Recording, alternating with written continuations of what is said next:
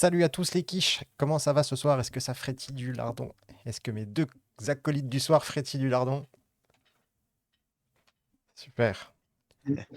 Alors je vous avais coupé, hein, vous êtes de nouveau avec nous en son.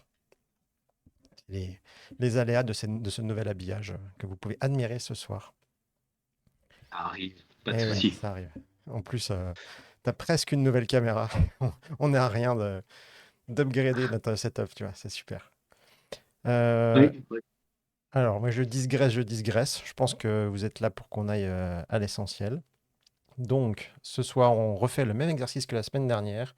Les retours ont été globalement positifs. Donc, on s'est dit qu'on allait continuer ce petit train-train de façon hebdo. Et donc, je vous ai sélectionné deux tournois. Le premier, c'est le HWP Bloody Beach GT. Alors, je ne sais pas s'ils l'ont joué à la plage ou pas. Ça aurait été très très fun. Donc, c'est un tournoi qui s'est déroulé ce week-end aux États-Unis. 5 rondes, 31 joueurs. Donc, il devait y avoir un joueur fantôme, je pense. Ou alors, vous allez le voir ce soir, on a quelques soucis de liste. Donc, ça se trouve, c'est peut-être juste le Best Coast qui nous sort un chiffre un peu bizarre. Donc, comme la dernière fois, je vous ai isolé les trois premières places. Et donc, je vais laisser la parole à notre joueur Caradron de longue date, qui va nous analyser donc la liste de Matthew Powell, qui nous fait un magnifique 5-0 en Caradron. C'était inattendu. Pourtant, Caradron, c'est pas si fort que ça. Je comprends pas.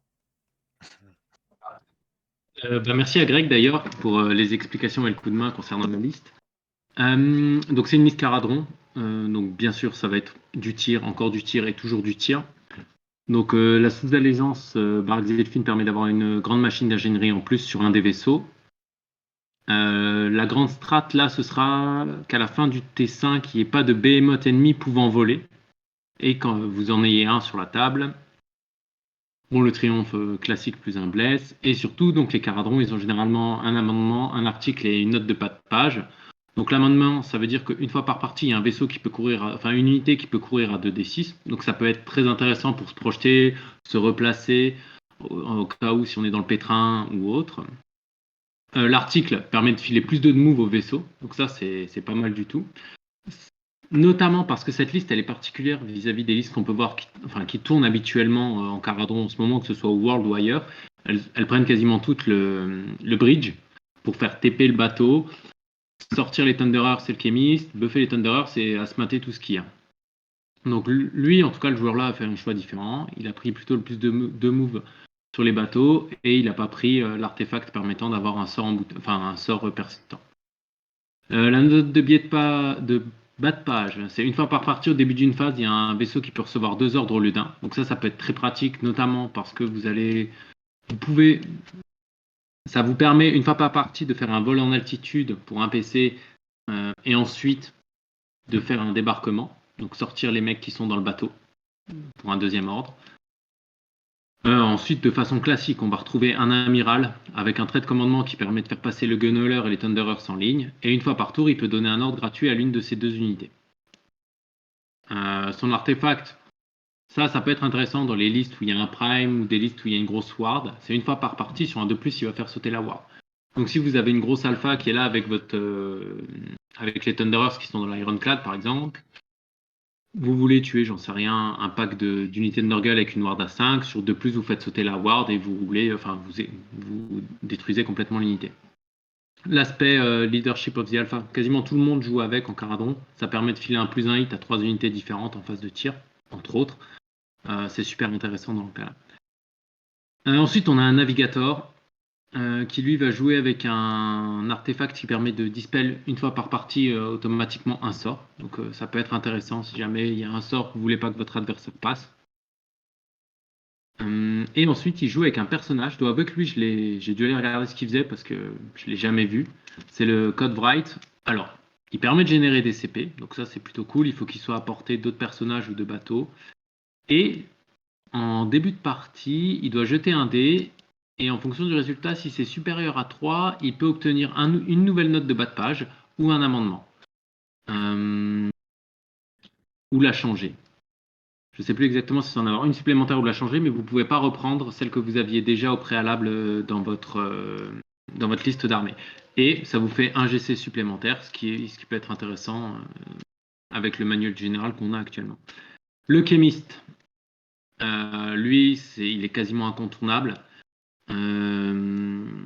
Ça va vous permettre, quand il est débarqué, donc quand il n'est pas dans un vaisseau, une fois par tour, vous allez pouvoir filer +1 à la perte d'une unité. Donc quasi en permanence, vous allez pouvoir le mettre sur les Thunderers. Sachant qu'une fois par partie, l'amiral peut faire de même, vous allez pouvoir vous retrouver avec des Thunderers qui vont avoir +2 en perf. Donc ça va amener certaines de leurs armes à perf-4, perf-3. Vous allez faire une boucherie à ce moment-là. Donc les Thunderers classiques, un pack de 15 que vous pourrez rallier sur du 4, une frégate, ok, un gunhauler. Donc lui, il a une grande machine d'ingénierie qui lui permet une fois par partie après sa première charge sur 2+, enfin vous allez cibler une unité sur 2+, vous allez faire un nombre de BM égal au résultat du dé, c'est sympa. Et il va aussi apporter une ward à vos vaisseaux, une ward à 6 tant qu'il est dans les 3 pouces de vaisseau. Donc l'Ironclad et la frégate. Et après, l'Ironclad, avec la grande machine d'ingénierie qui va, en fin de phase de charge ennemie, il va pouvoir tirer avec son arme principale sans aucun malus. Donc ça, c'est très intéressant et je crois que quasiment tout le monde joue avec celui-là. Et puis, c'est le vaisseau de l'amiral, ce qui veut dire que l'amiral peut lui donner un ordre gratuit une fois par tour. Ce qui veut dire que si vous faites un fly-high et un débarquement, le fly-high sera gratuit et ensuite vous débarquerez pour seulement un PC. Donc c'est confortable. Et après, 2 petits packs d'Enrinrigger. Alors je ne sais pas exactement l'armement qu'ils avaient, mais les Enrinrigger vont pouvoir soigner les vaisseaux, donc ça peut être utile pour ajouter un peu de survivabilité à vos vaisseaux. Et potentiellement, en fonction de l'armement qu'il aura mis, il peut avoir un espèce de grappin qui permet de se déplacer parce qu'on peut se projeter à 15 pouces, attraper un décor et se mettre à côté. Et donc ça, pour se replacer ou aller récupérer un objet, l'adversaire peut ne pas s'y attendre. Ça peut les intéresser. Ça peut être intéressant. Le tout en 4 drops, sauf erreur de ma part. Donc une liste Caradron, pour résumer, qui sort un peu de l'ordinaire, mais ça reste une liste avec du tir, pas mal de mobilité à l'aide des petits vaisseaux. Le gunhauler, il pourra faire quelques BM et partir récupérer des objectifs que l'adversaire a un peu ignorés. Et ça va avoir une alpha où ça pourra laver quasiment n'importe quoi. Enfin, sur un tour avec le pack de 15 Thunderers. Très bien. Sachant qu'il a affronté que des armées de corps à corps, Que si je des ne armées variées m'abuse. en plus. Ouais, c'est ça, 3 fois du Scorn, une fois du Slave to Darkness et des Ossiarch. Ouais. Ok.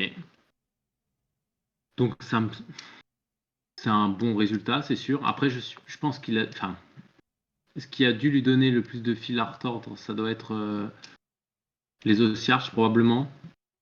Après, difficile de spéculer là-dessus sans avoir les listes des différents adversaires, quoi. Ouais. Après, si je dis pas de bêtises, la Ossiarch, c'est Lost qui permet d'ignorer la magie en grande partie. Ah ouais, donc, Il me semble. Ivory Host. Le Myriade. Ou alors c'est une nulle myriade, ouais, peut-être. Ouais, c'est le nul Myriade qui permet Ah oui. d'ignorer la magie. Alors ouais. Ivory Host, je ne sais pas exactement ce qu'il fait. J'ai juste retenu celui-là parce qu'il Je contrait les sais que dans Séraphons. l'ancien BT, c'était la légende oubliée, personne ne savait ce qu'elle faisait. Ça Ok. n'existait pas. Bon, t'as eu pas mal de compléments dans le chat à ta review. Ouais, bah merci, justement. Et effectivement, ouais, le grappin, c'est après le mouvement et ça permet de sortir d'un bateau aussi. Ok, Voilà. Et puis du coup, merci beaucoup. petit coucou à Master Lardon Juju. Bienvenue. Très bien. Ah, alors on va passer à une autre liste. Étonnamment, dans le top 3, des Gloom, ouais. qui nous C'est fait fort, par les contre Glooms. un 4-1. Ça a l'air d'être fort. Bon, par contre, c'est pas fort en mise en page. Parce qu'on a, Ouais, voilà, on n'a pas du list builder classique. Là, on a un truc bien dégueulasse à lire. Je suis désolé. Mais voilà. T'as ouais, réussi à faire j'ai fait ce l'exercice. que j'ai pu, ouais. Mais écoute, on va y réfléchir ensemble à tout ça. Bah, du coup, ouais, le Gloom, ça, depuis que le BT est sorti, c'est fort, même s'il y a eu un petit nerf ces derniers temps, mais l'armée reste toujours forte. Là, on va être sur une liste plus sur des trolls. Donc du coup, bon, le Gloom, il y a toujours cette histoire de rallye à 4+, de course et charge sous la lune, et les trolls ont +1 à la save sous la lune aussi. Donc ça te rend des trolls dans une armée troll forcément beaucoup plus tanky encore. Hem, Qu'est-ce qu'il y a dessus aussi? Donc il y a le fameux décor aussi qui permet de ramener la moitié d'une unité en fait près du décor. Donc ça reste encore fort. Toujours, on ramène des unités qui tankent bien, donc plus t'en as, mieux c'est, hein, donc voilà. Alors, ils ont un petit bataillon spécial là, le Trogard Heavies. Ça permet d'avoir un artefact en plus. Donc voilà, ils ont décidé de partir là-dessus. Et du coup, ça leur donne 2 pauses et le Battle Régiment. Donc en tout, ils ont 3 pauses. Donc c'est pas mal pour une liste comme ça, parce que 3 pauses, ça permet quand même de gagner quelques TOS assez facilement. Donc il faut prendre. Alors le leader, c'est un gros troll, donc le Donkol Trogboss. Donc contrairement à d'habitude, il est pas équipé avec ce qui peut lui donner la ward, et qui à chaque fois qu'il a perdu enfin un 4+, et qui sur la fin de la phase, sur un 1, il perd cette ward. Là, on lui a mis donc un artefact qui lui permet de générer plus de CP, donc le Speaky Skull Fetish. Hem, voilà, donc il va tanker un peu moins, mais ça reste quand même un mec qui voilà, il va faire son taf, il va tanker. Mais je pense que dans cette liste, il va rester plus en arrière. Heu, il va lancer des petits sorts qui vont faire, qui il va lancer un sort, via un Endless Spell, donc ça c'est son trait de général qui lui permet de faire ça. Donc il a un spell qui vaut 80 points gratuitement, qui est le Malevolent Moon. Donc ce truc-là, il est fort parce que c'est comme si à 12 pouces de lui, on était sous la lune. Donc comme on l'a vu, les synergies sous la lune sont très, très fortes dans cette allégeance. Et puis, en plus de ça, s'il y a un ennemi à 3 pouces sur un 2+, il peut faire des 3 BM. Donc donc c'est très fort. Donc on a déjà 2 choses qui font, avoir la lune sur la table, donc la lune en elle-même, cette chose-là et le décor. Donc ce mec-là, comme j'ai dit, tank bien et il tape très bien au corps à corps aussi, hein. S'il craque, il peut faire des dégâts monstrueux, il est dégâts 6 ce type. Mais comme dit, je pense que là, il va être plus en retrait. Derrière, on a un chaman, alors lui, il a un artefact qui fait, -1 la save, enfin il choisit non, un artefact qui donne -1 à la save à 12 pouces, et il le choisit une unité qui a 12 pouces de lui en début de phase de combat. Donc c'est pas mal, tu vas pouvoir, être polyvalent en fonction de ce qui est en face. Tu dis: «Bon bah lui, il aura -1 à la save», et puis, tu pourras lui taper dessus avec des trolls, qui seront garde autour de lui, quoi. La main de Gore, donc qui permet de TP, donc sur une liste qui a pas beaucoup de mouvement, la main, elle va être très, très forte pour, pouvoir aller chercher, des objets, ou justement, faire des packs devant l'armée de l'adversaire pour pas qu'il puisse sortir de chez lui, donc ça, c'est pas mal aussi. En fonction de là où est la lune, bien sûr, parce qu'on aime bien garder le plus un safe sous la lune. Hem, voilà, il peut avoir un spell, plus, 1 fois par bataille, en plus. Heu, voilà. Ensuite, le Stragoth, The Long King, je crois que c'est lui qui a augmenté en points de mémoire, hein, qui Mmh. est une unité très, très Ouais, forte. Il est à 160, je crois. C'est ça, ouais, c'est ouais, ça.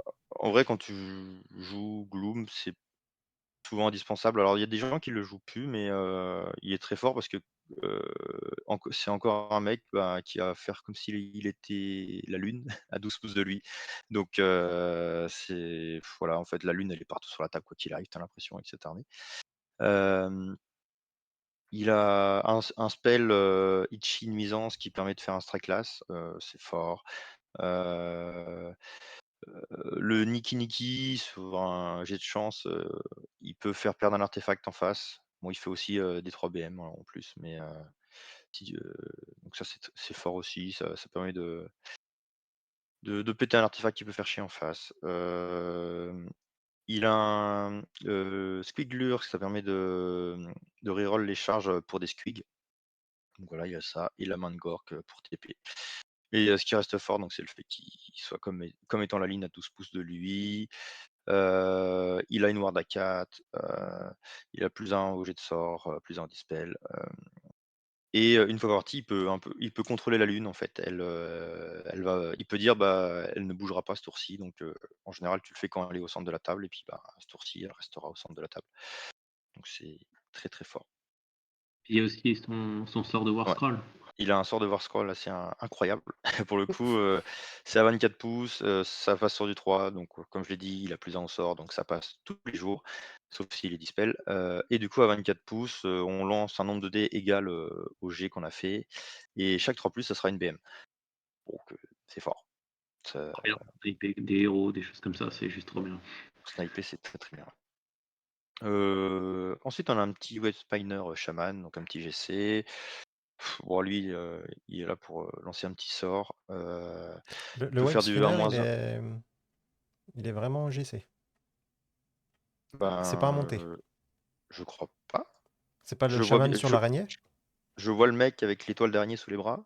Ah ouais, bah, je confonds avec celui Euh, qui est sur la petite araignée. Ok, autant pour moi. je sais pas parce que j'ai pas. Pour moi, c'est ça. À Non, c'est vérifier. peut-être Mais moi qui dis une 65 bêtise. points, mec monté, je sais pas. Ouais, peut-être alors. Non, non, C'est pas impossible. je pense que c'est moi Ouais, qui Non, dis. fais bien de poser il la est pas. question. Ok, je confonds avec un Euh, autre. du coup, ouais, il a un petit sort qui peut faire moins un touche. Ça, c'est toujours chiant d'avoir un mec qui fait ça.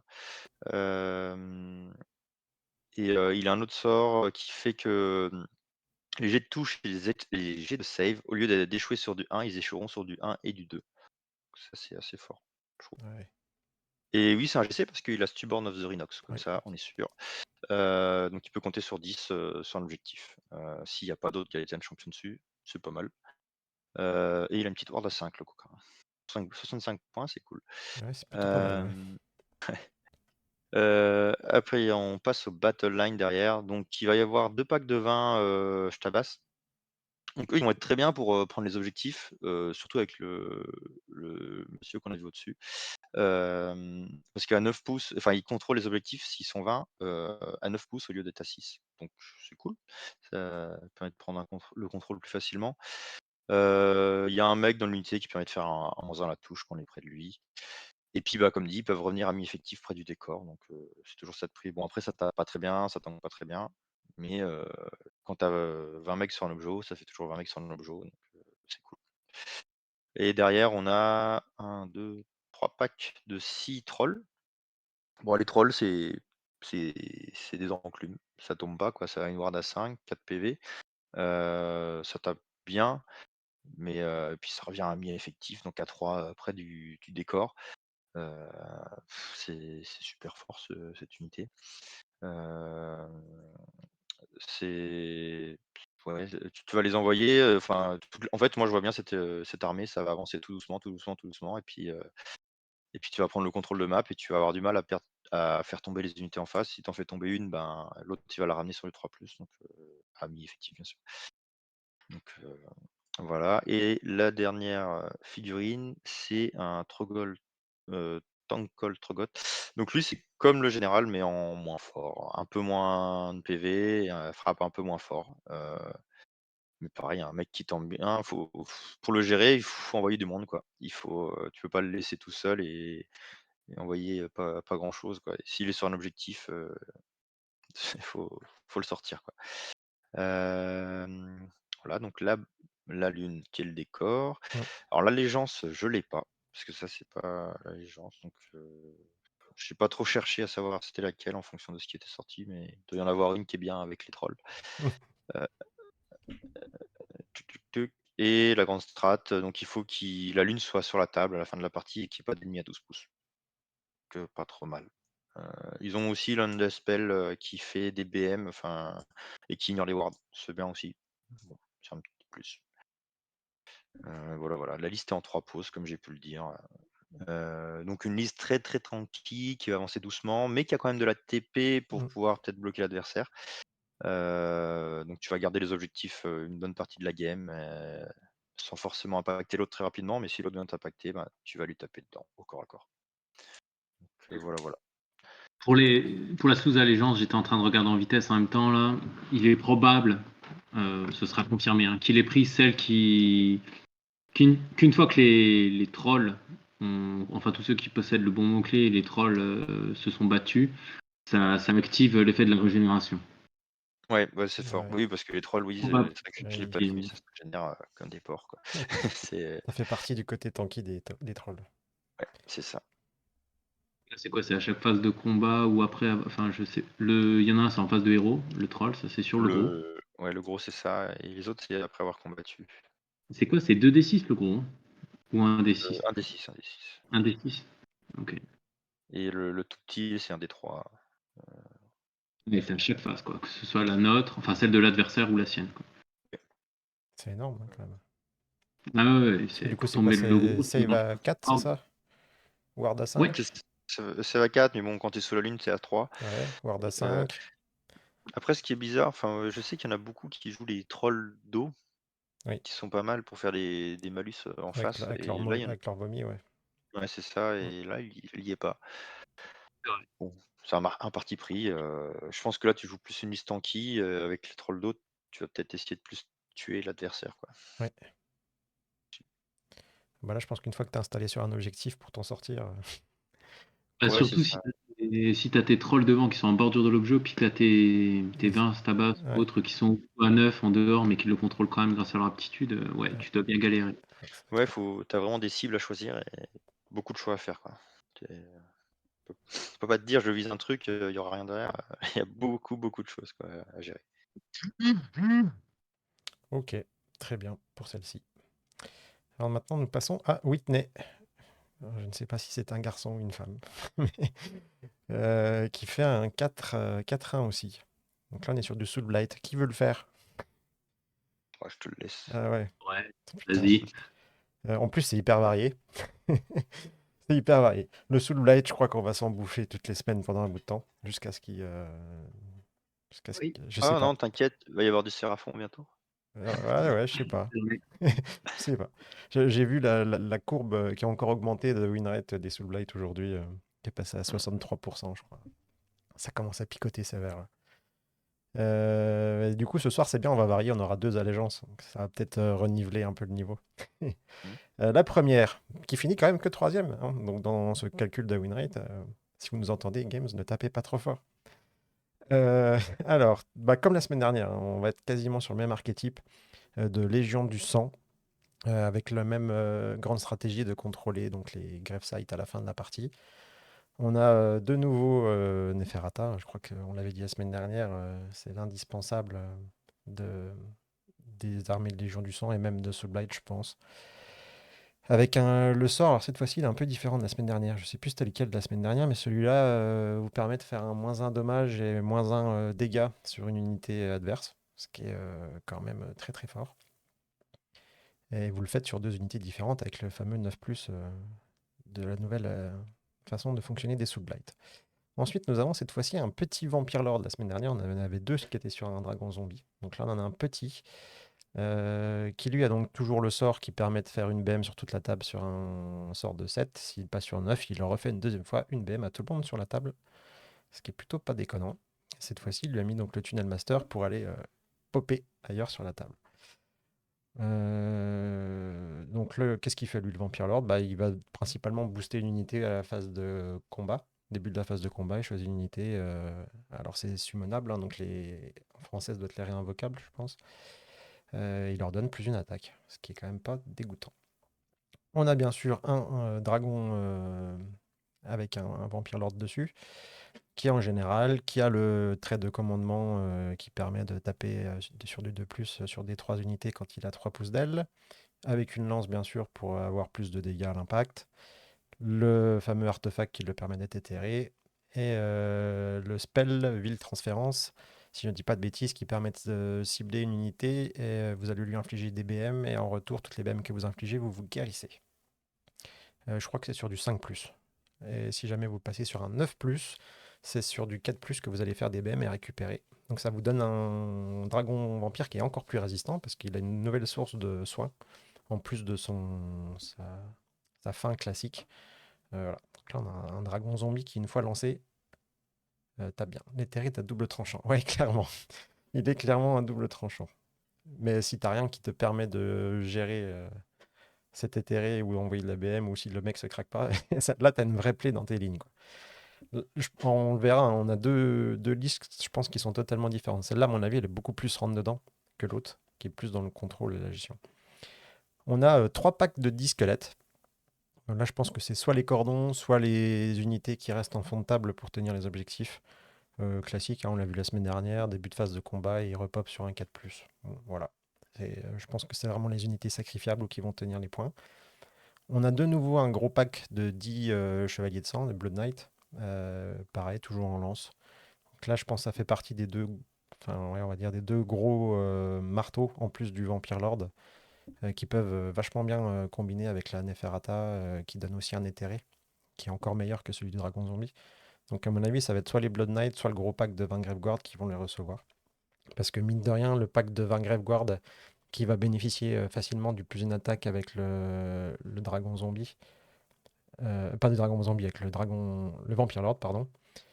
Ça, plus éthéré, on a quand même une unité qui va taper et qui va bien encaisser et bien résister comme des sourds. Donc, je pense que c'est eux qui vont bien bénéficier du combo Neferata et Vampire Lord. Et les Blood Knight qui vont aller taper soit un petit héros planqué, soit des cibles bien juteuses. Et tout ça, si je ne dis pas de bêtises, en 2 bataillons. En deux pauses. Parce qu'il y a 2 bataillons, c'est ça. Les Graveguards full buff, c'est quoi? C'est 3, 4 attaques par tête? De base, si je dis pas de bêtises, c'est 2 attaques. Là, ils sont équipés avec la grande lame, donc c'est flat 2. Donc ils passent à Ok. 3 attaques. Et ça te fait des PM. Ça te fait des. Alors, du coup, tu as plus d'une attaque. Alors, on n'a pas le petit héros qui permet de booster les touches, mais ils font des BM sur du 6 à la blessure. Édition, quoi. Ouais, et eux, ils tapent bien, bien fort. Donc, si en Ok, plus de ouais. ça, tu mets les terrés de Neferata, tu l'envoies dans un pack, ils sont durs à tomber, et derrière, eux, ils t'avoinent bien comme il faut, quoi. Ok. Et là, je pense qu'on est vraiment sur une liste beaucoup plus agressive que celle qu'on verra après. Tout sur du 2+, ouais. Alors, Ouais. je crois qu'ils blessent sur du. Je sais plus, ils ont inversé, c'était 3+, 4+, et c'est devenu. Enfin, c'était 4+, 3+, et c'est devenu 3+, 4+, je crois. Mais ça envoie bien comme il faut. Je vais juste vérifier ce que je suis en train de vous dire, pour pas dire de bêtises. C'est bien. Ah non, c'est du 3+, 4+, 3+, c'est ça. Moins 1, 2. Parce qu'ils sont en grande lame. Voilà. Ça tape, ça envoie bien. Me plaît bien, cette liste. Elle me plaît bien, bien, bien, bien. Moi, j'aurais juste peut-être mis le petit héros en plus pour encore faire plus mal avec ses Graveguard, mais c'est peut-être trop, je sais pas. Donc on te voit bientôt avec. On pourrait. On pourrait. Bah, au final, c'est pas si loin de la liste que j'avais joué. Oui. On n'est pas très très loin, quoi. On t'enlève les Graveguard des squelettes. Voilà. Les Graveguard, c'est juste parce qu'ils sont pas montés, parce que c'est la pire figurine Soulblight qui existe, je pense. C'est du plastique de. J'étais peut-être même pas né. Alors, touche sur du 2+, grâce au Seigneur Vampire. Oui, c'est vrai aussi.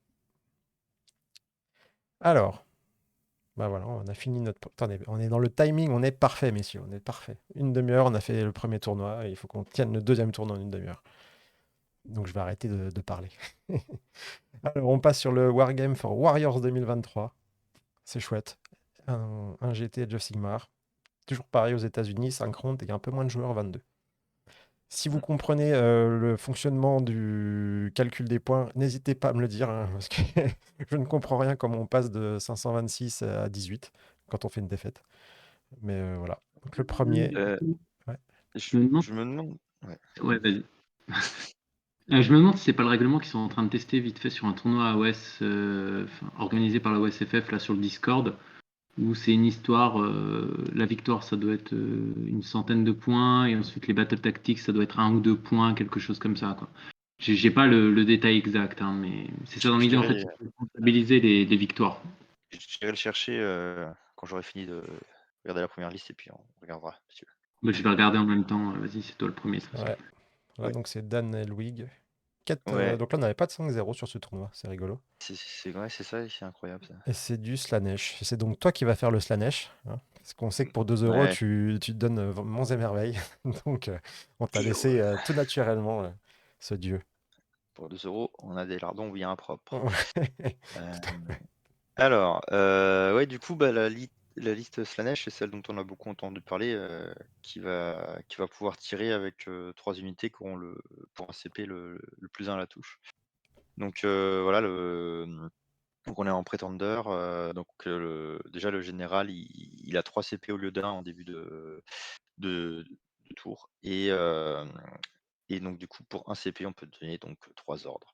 Donc ça, c'est plutôt fort. La grande stratégie, c'est de ne pas invoquer. Donc là, on va tout faire pour stacker nos points et avoir très vite les bonus au final. De toute façon, quand tu rases l'adversaire au tir, t'as pas besoin d'invoquer. Hem, ce que j'aime bien aussi dans les nouveaux Slanesh, tu as les dés aussi là qui sont très intéressants où tu vas donner quand l'adversaire va louper une touche, une blesse, une sauvegarde, enfin tu vas lui proposer le dé et puis, tu l'acceptes, tu as le droit à un 6 et tu l'acceptes pas, bah, tu génères, des 6 points d'invoque ou de dépravation donc pour avoir les bonus. C'est super intéressant comme mécanique. J'ai pas encore joué contre mais j'aime beaucoup. Donc l'armée, elle a, une grosse enclume qui va être, le Glutos. Lui, il a 18 PV, save à 3. Il tape super bien, donc tu pas envie d'aller le chercher au corps à corps. Hem, il a des une at il a une attitude supplémentaire à chaque tour qui va lui arriver. Alors au début, c'est pas ouf, il va donner plus un bravoure à 12 pouces. Après, il va pouvoir courir et charger au 2e round. Au 3e round, il donne une immune à la bravoure à 12 pouces, donc là, ça devient déjà plus intéressant. L'avant-dernier tour, donc il gagne +1 au lancer de sort et au dernier tour, il a une reroll à la magie. Bon, sur la fin, ça devient un peu moins impactant, mais c'est toujours ça de prix, hein, c'est pas mal. Hem, oui, toujours dans le fait qu'il soit tanky, il a une ward à 5. Ward à 5, 18 PV, save à 3, on est bien. Et il peut se soigner ce coquin aussi. Il fait -1 à la touche à 12 pouces aussi, donc va le tuer au corps à corps, c'est compliqué. Et puis il a un petit sort là qui permet, sur son war scroll qui lui permet de réduire, le mouvement. Donc on a un mec qui coûte cher mais qui vaut ses points je pense, hein, là, il est vraiment bien lui. Et la figurine est belle. Oui, la figurine est cool, le gros mec posé à Mmh. se tirer par les esclaves qui font des choses à 2 €. Mmh. Ouais, pas mal. Hem, Derrière on a, l'épitome. Enfin moi j'aime bien les figues, hein. De toute façon même là l'épitome il est stylé aussi, hein. C'est le miroir là qui avec le mec à côté, je trouve vraiment, Slanesh il y a une belle gamme de figues, hein, mine de rien. Donc là c'est le général. Il a le commandant de trait qui en fait s'il donne un ordre, à plusieurs unités, il a -1 à la perf et +1 dommage, donc c'est bien, c'est fort. Après je sais pas si tu auras envie de l'envoyer au CAC, ça reste en général qui te génère des points de commandement donc à voir. Il a l'artefact, donc il choisit une unité et si enfin, et s'il a au début de la bataille, pardon, il choisit une unité et s'il est à 6 pouces d'elle, elle a 1 à sa caractéristique d'attaque de ses armes de mêlée.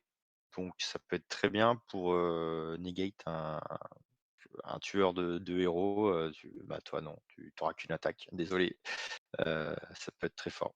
Alors je sais plus s'il doit être sur le champ de bataille ou pas, mais en fonction de l'armée qui est en face, ça peut changer. Mais je sais que par exemple en Iron Joe, des fois, il y en a qui mettent ça sur le le l'orc là qui enfin il va se rentrer dedans et bah, il a 8 attaques, bah, là il en aura qu'une. Bon bah, Le voilà. méga boss, ouais.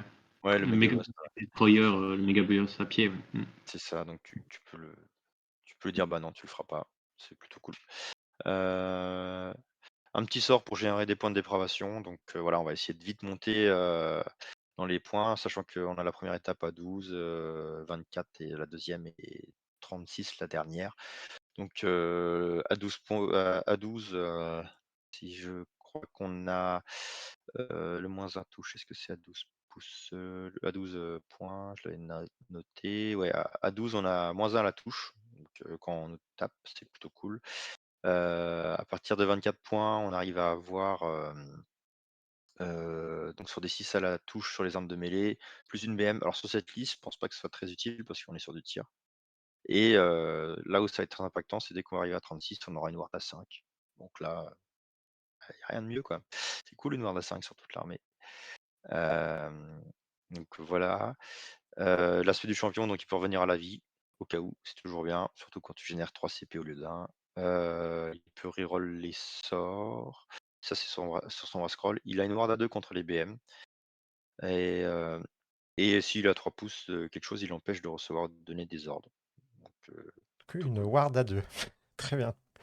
Oui, contre les BM Ouais. seulement. Oui, oui, Il oui, non. il SPM.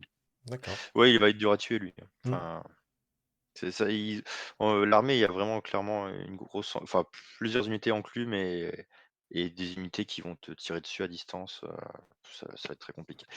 Lord of Pain, il a une ward à 4, il a un tac qui peut donner +1 à la touche, et à la blesse à 12 pouces si il conteste un objectif. Ça, c'est fort. Enfin, pouvoir donner +1 à la touche et à la blesse si tu contestes un objectif. Je trouve ça super fort. Et derrière, il a 3 battle lines, c'est des archers, donc voilà, c'est pour ça qu'on joue cette allégeance-là, hein. Tu donnes +1 à la touche à tous les archers, ils ont 2 tirs par tête. C'est du 3+4+, -1, dégâts 1, donc à 18 pouces. Mais si tu donnes le +1, donc tu es à 2+. Si tu as le mec qui est dans le bojo, tu peux passer sur le 3+ à la blesse. Si tu as le triomphe, alors j'ai pas fait gaffe au triomphe, Je te le remets. je ne sais. T'es capé à Inspiré. 1 dans tout le cas.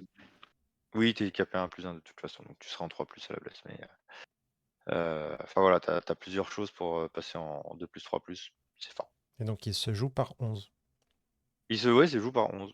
Je ne m'étais jamais fait la Ils ont remarque, et là, en le voyant, je dis tiens. Ils ont un personnage spécial dans l'unité. Je sais plus exactement ce qu'il fait et pourquoi il est là, mais en fait, t'as 10 archers, puis t'as un mec avec une bannière ou quelque chose comme ça. Alors ils peuvent courir et tirer, mais je me demande si c'est pas lui qui leur file ça, je sais plus. Si, je crois que c'est ça. Ouais, donc ouais, l'unité peut avancer, courir, tirer, donc c'est plutôt bien aussi. Ouais, c'est plutôt propre. Le spell, il peut générer des points d'invoque ou faire des BM, donc voilà, on est encore sur l'occurrence de vite monter dans ses points pour aller chercher la ward à 5 le plus rapidement possible. Donc il y a le décor après qui permet d'invoquer autour de lui, donc on peut invoquer autour du décor ou autour d'un héros. Les unités, alors on va voir les Slide Blade Seekers. Donc eux, ils bougent bien, ils tapent plutôt bien, surtout sur les unités qui ont 3 PV ou moins. Et bah, ça va permettre d'aller choper des objets rapidement, loin. Et donc l'adversaire va devoir diviser ses troupes pour aller récupérer l'objet. C'est bien, c'est toujours bien d'avoir une unité qui bouge très très vite. Donc ça va permettre de sortir. Donc voilà, tu vas avoir une enclume qui va pas bouger, ou tout doucement en tout cas. Des choses qui vont tirer, qui sont derrière, et qui vont tuer beaucoup de choses. Et eux qui vont aller chercher un petit objet. Donc ça fait déjà plusieurs choses à gérer. T'as Grégory Et qui te donne derrière, on a les. les infos sur les archers. L'unité à la course et tir de base, et le locus, il donne +1 à la blesse. Voilà. Je crois que le plus dans la blesse, c'était juste pour le mec. Ok, donc c'est pour toute l'unité, ouais, donc c'est super fort, quoi. T'es en 2+, 3+ tout le temps, c'est trop fort. Et derrière, on a 2 unités de Simbarish Twin Souls. Alors eux, c'est pareil, des tanks. Ils font -1 la caractéristique d'attaque quand il y a une unité à 3 pouces. Ils ont une ward à 5 quand ils sont à 3 pouces de l'adversaire. Donc les mecs, voilà, ils sont faits pour aller au corps à corps et tanker. Donc voilà, le but c'est d'arriver et de t'empêcher d'avancer et d'être englué avec ces mecs-là. Donc eux, voilà, ils sont là pour tanker, pas trop pour tuer, mais voilà. Et les 5 dernières unités, c'est pareil, des unités qui vont avancer très vite, les Bleach Barb Seekers. Donc eux, ils avancent vite et ils tirent. S'ils arrivent à toucher l'unité adverse, je crois qu'il y a ouais, ils font au moins un save s'ils leur enlèvent un PV, donc c'est fort. Donc ouais, pareil, tu fais le -1 save sur une unité et après tu tires avec tes archers, les autres archers, bon bah voilà. Touc, et ils ont une ward et puis voilà, donc non, ils ont pas de ward, pardon, ils ont une ward à 5 s'ils arrivent à 36, c'est ce que je m'étais noté. Donc voilà pour ça, ils sont en 2 pauses, donc ça va être une armée très forte à distance. Et ouais, ils vont avoir, comme je l'ai dit beaucoup de fois, une grosse enclume qui va tanker comme pas possible. Et avec le Glutos et les symboles, les Simbarish Winsoul. Et voilà. Et le reste, ça tire, ça avance, c'est fort. Ouais. Et on peut voir contre quoi ça a gagné et perdu du coup. Ah, perdu, c'est le 5e, je viens de regarder. C'est pas la bonne couleur, mais ils ont perdu contre les Sylvanettes. Et les Sylvanettes, ils finissent que 3e. Ouais. Ok. Ça doit être En à gagnant cause la du système de scoring. Là. Ouais. Mais c'est vrai que comme on n'a pas Ouais, le système de scoring, c'est compliqué de. Non, mais j'ai retrouvé les explications en partant du principe qu'ils ont pris exactement les mêmes. Je les avais ouvertes ici. En gros, une victoire majeure, c'est 500 points. Une victoire mineure, c'est 350. Égalité 200. Défaite mineure, 100 points. Défaite majeure, 0 points. Donc on voit très clairement que ce qui va qui va être le plus valorisé, c'est c'est la victoire. Et ensuite seulement, on peut faire 3 points par tactique que tu as réalisé, 1 point par tactique que votre adversaire loupe, et 5 points si vous faites la grande strat, et 3 si votre adversaire loupe sa grande strat. Donc au maximum, vous êtes en mesure de faire 528 points. Au minimum, vous pouvez en faire 0. Ah oui, donc Si là, vous perdez, on voit que sur le premier, il a quasiment capé. Est-ce qu'il a 526, quoi. c'est ça. Donc après, bon, il a dû rater, son adversaire a dû faire des tactiques de bataille ou je ne sais pas, mais Ouais, ok. c'est ça en fait, son adversaire a dû faire 2 tactiques de bataille. Et donc, défaite majeure et hyper punitif. Et donc après, tu fais le Non, total de tous non, ces il a points-là pour le classement ou ça marche comment? Ouais, je pense, Je ouais, que pense c'est que c'est ça, ouais. Tu fais le total de tous ces points-là pour le classement. Ok. C'est une supposition, hein. Après, globalement, sur ses 5 rondes, il a quand même tapé quasi à chaque fois que le top 10, quoi. À l'exception de ouais. sa deuxième. Donc, c'est quand même une belle perf, quoi. Il mérite sa place, clairement, ouais. Ouais, Et des clairement. armées très différentes à chaque fois, quoi. Ouais. Bon, après, il a perdu contre le troisième. Alors, je sais pas, C'est mais vrai. ouais, oui, Il a perdu c'est contre vrai. le troisième. Mais après, je pense que le troisième, on le verra après, Oui, peut-être dur à choper avec ses archers, quoi. oui, oui, oui, c'est vrai. Ouais, Sylvanette, c'est chiant. Voilà. Je pense que c'est pas un bon match-up pour lui. Ouais. Mais il a battu la liste qu'on va voir juste après. Qui Ouais. donc Arandele, qui nous fait aussi un 4-1. Euh, C'est étonnant parce que il faudrait calculer au score total, mais j'ai l'impression qu'ils sont pas si loin l'un que l'autre. Je pense que c'est juste la défaite où il perd le plus de points. Parce qu'on est à 13 points, je crois que l'autre était à 17. À voir, bref. Et Donc, il y a Grégory qui parlait aussi de la liste juste avant, on n'a pas regardé ce qu'il disait, des mais 50 archers avec Belacor? ouais, effectivement, ça. Bah, c'est sorti au World, Ouais, hein, je crois. Oui, a priori, beaucoup l'ont pris au World. Mm. la saturation qu'ont les archers, c'est juste fantastique, quoi. Alors, cette deuxième liste. Oh, à nouveau du Soulblight. Mais un Soulblight différent qui se joue en Virkos. Ça, c'est une sous-allégeance que j'aime beaucoup et que j'aurais bien aimé jouer la dernière fois. Mais j'avais pas assez de ce que je voulais pour la jouer. Virkos, donc, bah, c'est l'allégeance vraiment dédiée à la partie loup, on va dire, de l'armée. On a gardé la même grande strat, donc du contrôle de Gravesight à la fin de la partie. Et on joue quelques petits héros. On a Cadeau. Alors, je suis désolé, je pense qu'il manque pas mal de choses sur cette liste, notamment des sorts et des artefacts. Parce que cette liste n'a zéro artefact. Ou alors le mec est un dieu et il s'est dit je joue sans artefact, je ne sais pas. Mais bon, Cadeau Ezekiar, donc, qui est un héros nommé, avec Raducar de Bis, c'est les deux héros nommés de la liste. Cadeau m'interroge beaucoup. Du coup, je serais curieux de voir comment il l'avait joué. Cadeau est donc magicien. Au début de la phase de héros, vous allez choisir un espèce d'aspect qu'il va avoir pour le tour. Donc soit booster sa vitesse, soit booster ses lancements et dissipation de sorts, ou alors de transformer les dégâts qu'il va infliger en DBM. Donc ça lui donne un côté un peu polyvalent. Son sort va permettre soit d'infliger des dégâts à unité adverse. Je crois que c'est D3 si je ne dis pas de bêtises. Si c'est du chaos, c'est flat 3. Et si jamais c'est une unité amie qu'on cible, ça soigne de D3. Pour rappel, Virkos vous permet de faire taper en phase de combat 2 héros les uns après les autres. C'est limité à 2, par contre, c'est bien précisé. Et en action héroïque, on a la possibilité d'invoquer 10 loups une fois par partie, ce qui était le cas avant sur le War Scroll de Raducar de Beast.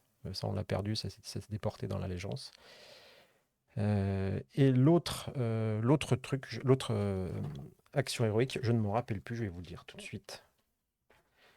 Tout à fait.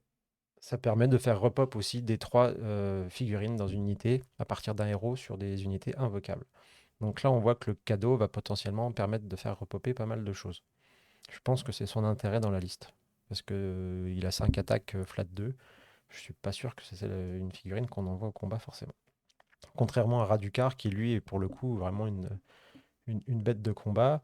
L'avantage, c'est qu'en plus, il a chargé une unité, il va donner un plus 1 attaque à toutes les figurines à 12 pouces autour de lui.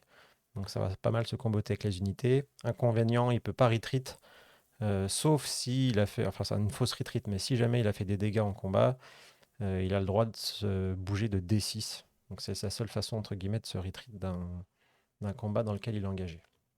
Mais c'est la vraie mule qui peut potentiellement bien comboter en Virkos avec la double attaque éventuellement Kados, il y a aussi la double attaque des héros.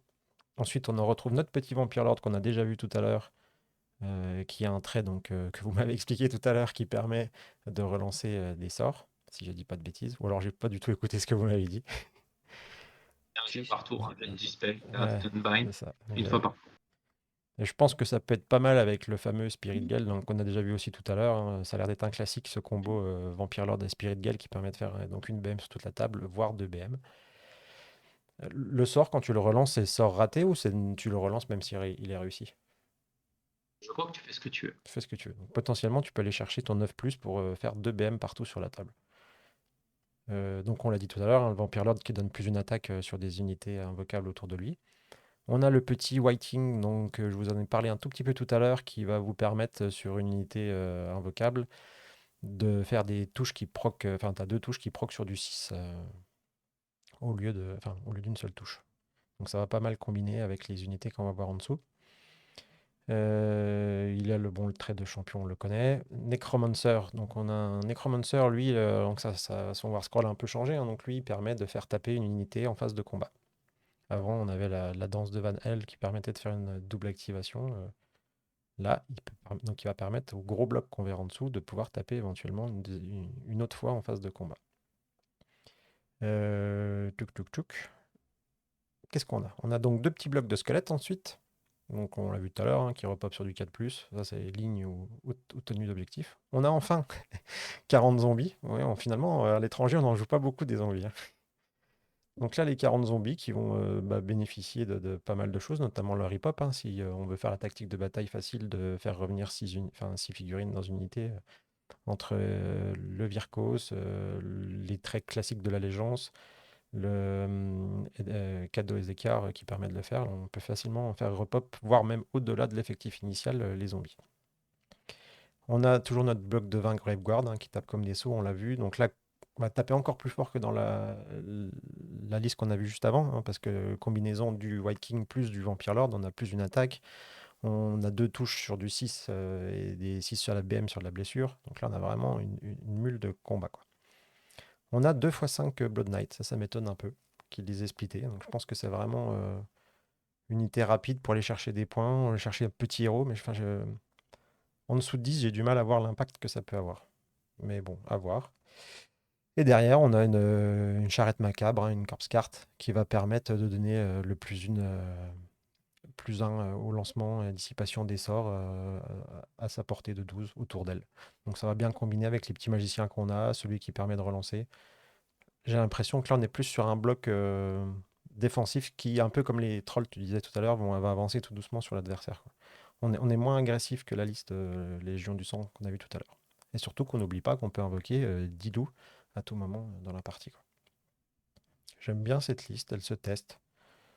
Je suis juste dubitatif des 2 x 5 Blood Knight, mais à voir. C'est peut-être un point intéressant. Et il est en 2 poses également. J'ai l'impression que les listes actuelles Soulblight s'orientent beaucoup sur du 2 poses avec deux Battle Regiment. On va pas forcément chercher beaucoup d'artefacts. Et donc on est à 1990 points. Est-ce que vous avez des remarques à faire ou est-ce qu'on passe à la dernière liste, messieurs? Ah, le chat s'est tué, hein. Le Soulblight, tout le monde a peur. Tout le monde se planque. Ouais, ça reste fort le Soulblight. C'est surtout les tactiques de bataille hein, qui Ouais, sont assez faisables, contrairement à d'autres BT, quoi, qui les rendent très forts aussi. c'est vrai. Voilà. Le Soulblight, bien joué, c'est fort, nous dit Grégory, tout à fait. La question c'est, est-ce que s'il n'est pas bien joué, est-ce que ça reste fort? Ah, c'est sûr que si tu fais que des 1 ATG, Voilà, je n'osais pas le dire. Entre mes mains, avec mes dés, je suis pas sûr que puis si ce je fais soit des si 6 fort. Voilà, en face, hein, s'il y a des 6 en face. c'est ça. Allez, ça fait longtemps que tu n'as pas parlé, Raph. Oui, c'est vrai, j'ai Il y a commencé, un je vais petit... clôturer. Voilà, c'est ça. On commence en Alors, beauté et on finit en apothéose. ouais, enfin doucement. Non, dans l'idée, donc encore un Sylvanet, enfin je dis encore parce que la semaine dernière on en a eu 2 qui ont fini dans des top 5, Mm. toujours avec le même archétype de liste, c'est-à-dire que ils vont jouer avec la sous-allégeance permettant d'avoir les Trilords en ligne. et leur permettant d'être considérés en quasi-permanence comme étant full profil, même s'ils ont perdu un certain nombre, voire un grand nombre de points de vie. Après, pareil, la saison de guerre, c'est Dwindling, ça permet de reroll une fois par tour un jet de cast, dispel ou conjuration. Donc, ce qui va être utile pour le Warsong. Alors là, on commence avec un Spirit de Durtu classique, avec l'artefact qui lui permet de rajouter des 3 attaques sur son arme de mêlée en début de phase de combat. Donc, c'est intéressant, notamment parce que s'il est à côté d'une forêt, il a encore un +1. De mémoire, ses stats, ça doit être du 3+3+, ou 3+2+, moins 2, 6. Donc si vous avez, je crois qu'il peut monter jusqu'à 7 ou 8 attaques au maximum, il casse des bouches, concrètement. L'avantage de cette liste, c'est que la quasi-totalité des unités peut TP. Les Spirits d'Urtu, les Trilords, le Trilord ancien, ils ont une aptitude qui leur permet de se téléporter. Les Tri-Revenants, pareil. À ça, on a en plus la TP Sylvanette une fois par phase de mouvement ou phase de combat après s'être activée. Donc, en gros, ça va être une liste qui va être très très mobile, qui va pouvoir frapper là où vous n'avez pas pu mettre un écran correctement, notamment avec des fiabilisateurs à la charge, comme on va le voir après. On a un Warsong, qui est le général. Il a le trait de co Spellsinger pour caster un sort à travers une forêt. Une forêt qui va lui avec laquelle il va lancer son sort de War Scroll, qui va faire une AOE où vous allez prendre une grosse quantité de BM sur toutes les unités qui sont à portée de la forêt. Grosso modo, je crois que c'est 9 pouces d'une forêt. Ensuite, il a un artefact, la gemme Vespérale, qui permet de passer un sort d'un domaine auto. Donc là, c'est Rigros. Ça doit être le sort de soin, sauf erreur de mon côté. Et après, il a l'aspect de champion pour revenir à la vie sur 1, 2, 3 quand il meurt, potentiellement. On a un TLA, un Trilord ancien, qui lui, en phase de héros, est là pour placer la forêt n'importe où sur la table, à 3 pouces d'une unité ennemie ou d'un élément de décor ou d'un objectif. Et c'est cette forêt qui va servir de relais au Warsong et vous mettre des BM dans une grosse partie de votre armée. Après, on va avoir 2 fois, effectivement, il n'y a pas de Battle Match de Gur, pour encore augmenter encore fiabiliser de manière plus importante la charge de Durtu, parce que c'est principalement lui qu'on va essayer de buffer et qu'on va envoyer au combat. Le TLA, il a le sort qui permet de filer +1 à la perf à toutes les unités qui seront à 9 pouces de la forêt ciblée. Et derrière, on a donc des Tree Revenants qui, eux, sont 2 PV par tête. Ils sont là pour prendre des objectifs et ils ont une TP. Donc, pour faire un Desecrate Zerlands ou pour aller récupérer des objectifs qui sont contrôlés, qui ne sont pas contrôlés ou ont été ignorés par l'adversaire, c'est parfait. Après, on a 3 Trilords qui, eux, pareil, vont pouvoir se TP, ont un petit tir tout à fait sympa, tapent relativement correctement au corps à corps, et surtout, comme tous les Trilords, c'est-à-dire Durtu, le Trilord ancien et les 3 là, ils ont tous la fureur monstrueuse qui, sur un 3+, fait un frappe en dernier sur l'unité qu'ils ont au contact, grosso modo. Donc c'est très très intéressant, même quand on veut les impacter, potentiellement, je crois que ça m'est déjà arrivé, enfin ça c'était pas très malin, mais j'avais chargé avec un Ninja of the Gods, un Durtu dans une partie, il a fait un strike last et il m'a one-shot un Ninja, malgré le -1 dégâts, les bonus à la save que j'avais, etc. Du coup, généralement je les charge plus, quoi. J'essaie de les tuer autrement. Alors, il joue avec les cogs, donc soit pour reroll les charges ou les castes. J'aurais tendance à dire que c'est probablement pour le cast. Après, ça doit dépendre des situations. Et il a aussi le sort qui lui permet de buffer la charge de Durtu. Sur un 2+, en phase de move ou de feu héros, il doit lancer un dé et il choisit une unité qui aura un bonus de +2 ou +3 à la charge.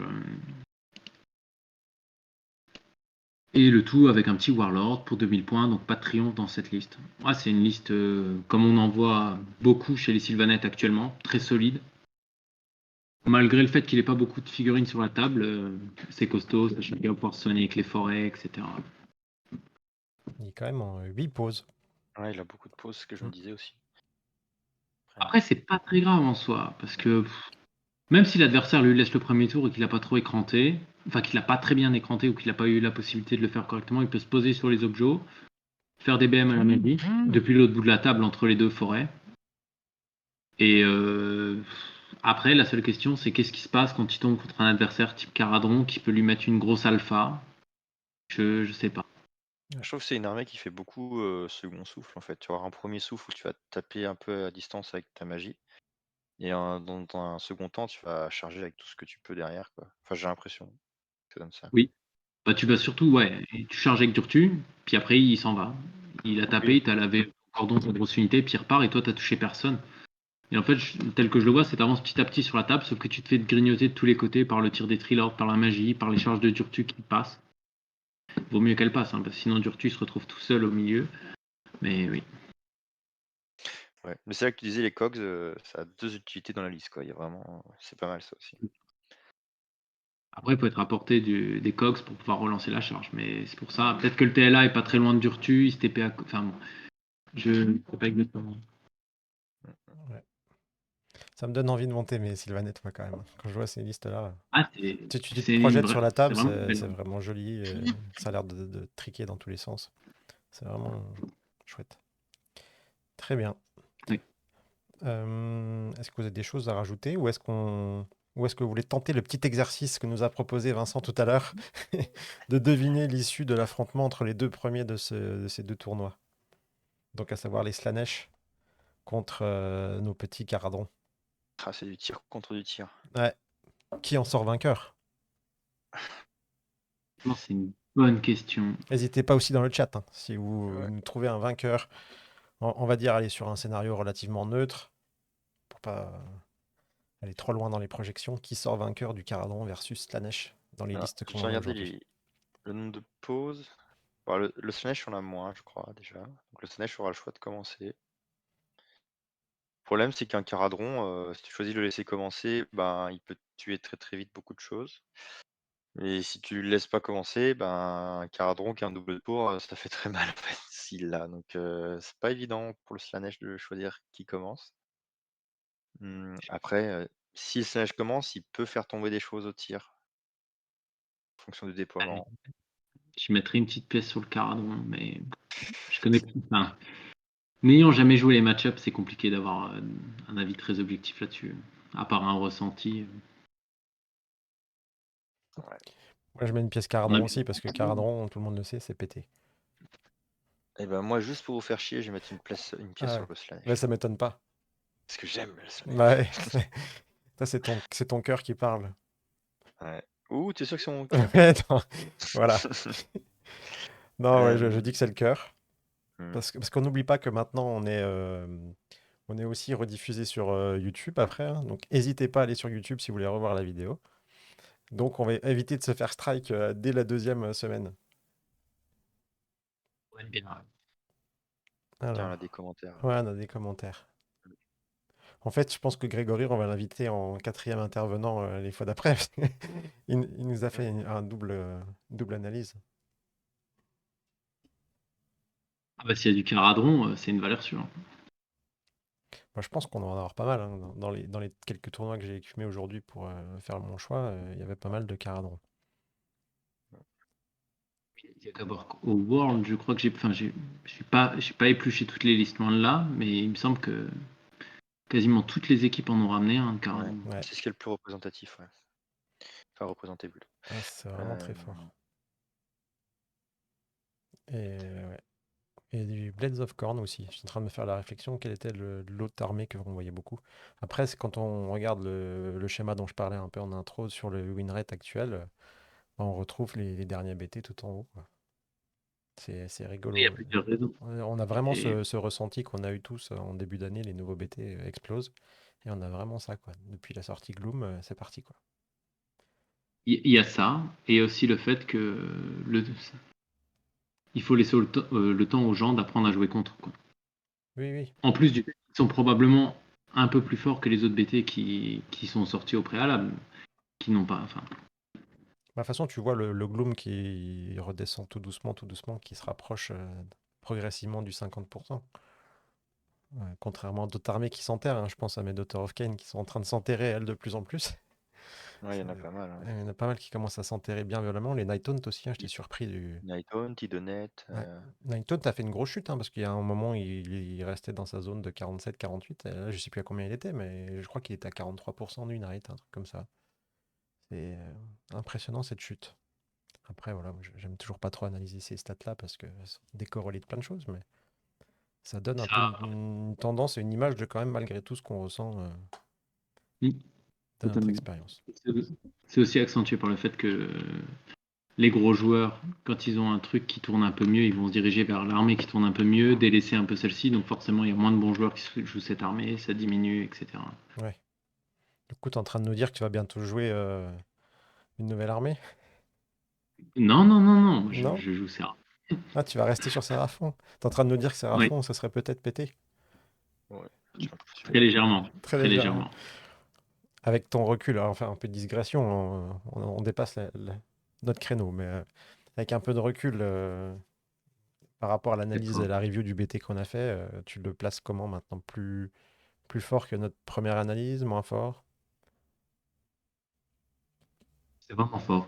C'est surtout la partie stellaire, parce que il y a deux choses qui sont très fortes. Enfin, il y en a une que j'ai eu.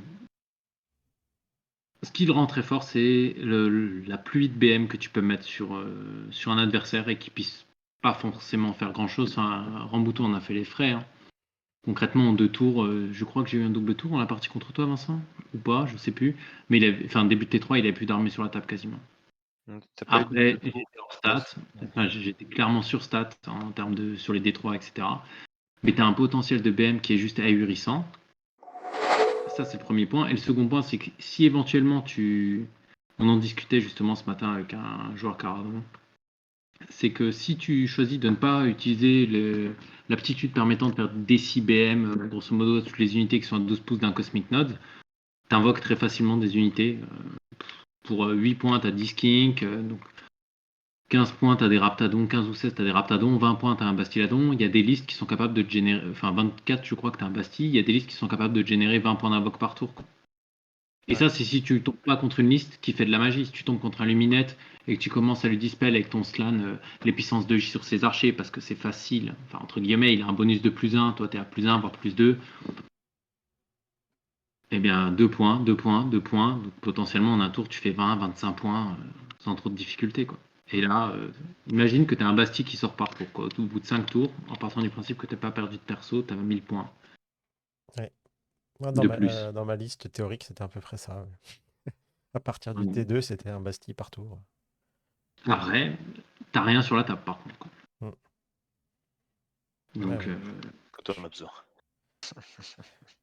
t'es un peu à poil. Donc ça dépend vraiment. Moi, je préfère la jouer en infligeant un max de BM. Maintenant, ça dépend des match-up et je l'ai pas suffisamment joué pour actuellement Du pour coup, savoir vraiment et du ce coup contre quoi. ta liste d'achat dans le truc qui a Ah, popé hier soir, hein.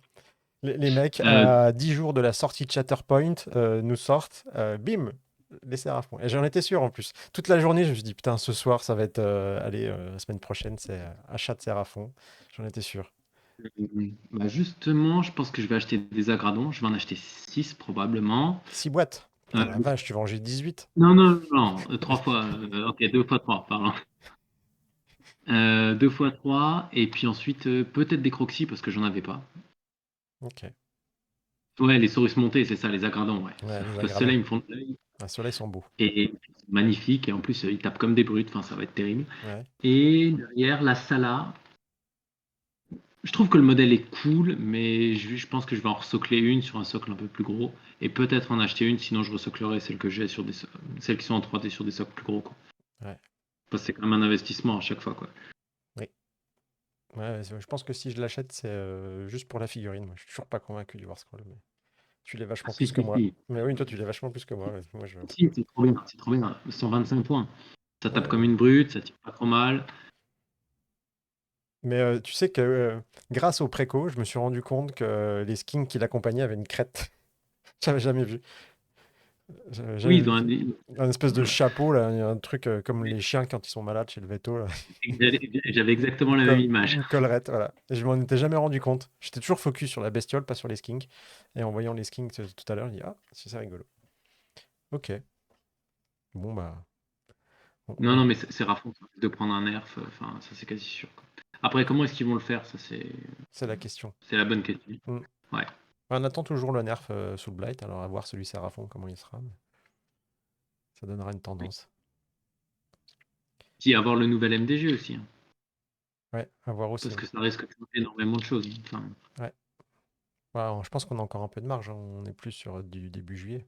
Mais ouais, enfin, c'est demain, quoi, oui, oui. concrètement. À voir s'ils font des changements avant ou après, ou s'ils considèrent que ce qui arrive après va naturellement nerfer les bouquins ou pas.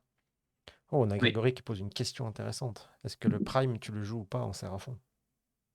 Je me suis posé cette même question la semaine dernière, c'est rigolo. Est-ce que tu as besoin de plus de VM? Ouais, J'avais regardé. euh, il est intéressant, hein, mais maintenant, si tu en stellaire, j'avais regardé pour le jouer, mais tu as tellement peu de choses sur la table. Mm. Tu préféreras plus souvent avoir des sorciers ou ne serait-ce que mettre des raptadons plutôt que des packs de Disking. Donc je pense, dans un premier temps, qu'on aura tendance à s'en passer. Maintenant, on verra ce que le futur nous réserve, hein. Il y a encore plein de tests à faire. Il faut voir comment les gens vont s'adapter. Peut-être qu'il reviendra dans le futur. Mais on a largement de quoi faire en Seraphon pour s'en passer. Avant, on jouait beaucoup en Thunder Lizard parce qu'on n'avait pas de projection, parce qu'on avait. Ça permettait de mettre une menace sur les lignes arrière de l'ennemi. Ça rapportait des BM en plus fiables, une charge fiable, etc. Là, je pense qu'on peut s'en passer. Ok, très bien. Je pense qu'on va conclure là-dessus, hein. On aura fait un tout petit peu de digression. Mais c'est des Séraphons, ça passe. C'est vrai que c'est toujours. Bah oui, on peut toujours digresser, hein. Je pense qu'on pourra faire ça chaque fois, digresser un peu sur les Séraphons. C'est autorisé. Je l'autorise. Oui. Voilà. Donc c'est en positif. Voilà. Tant que c'est pas des saloperies de Slanesh ou autre, là, les trucs du chaos, perk. On a un poil là, avec des vieilles haches en main. Ouais, des mecs tout nus, là, c'est bon. Super, Bon. belle ambiance. Ouais, grosse ambiance. Voilà, on finit sur une grosse ambiance. Bref, bah, je pense qu'on va s'arrêter là. Je vous rappelle à tous que vous pouvez retrouver cette rediffusion sur notre YouTube. On a eu pas mal de chouettes commentaires, donc n'hésitez pas à aller commenter les vidéos, à aller taper sur Slanesh et Caradran. Voilà. Et puis, moi, je vous souhaite à tous une bonne soirée. Je vous remercie tous les deux d'être venus une nouvelle fois nous donner vos bons conseils et vos belles analyses. Merci à toi. Merci à toi, Et c'est puis, toujours un plaisir. voilà, et ben, on se dit à bientôt. Et puis, à tous ceux dans le chat, portez-vous bien, passez une belle soirée, gardez bien votre lard dans nos chauds, c'est important, et propre, c'est important aussi. Voilà. Sur ce, bisous à tous. Et bisous. Euh,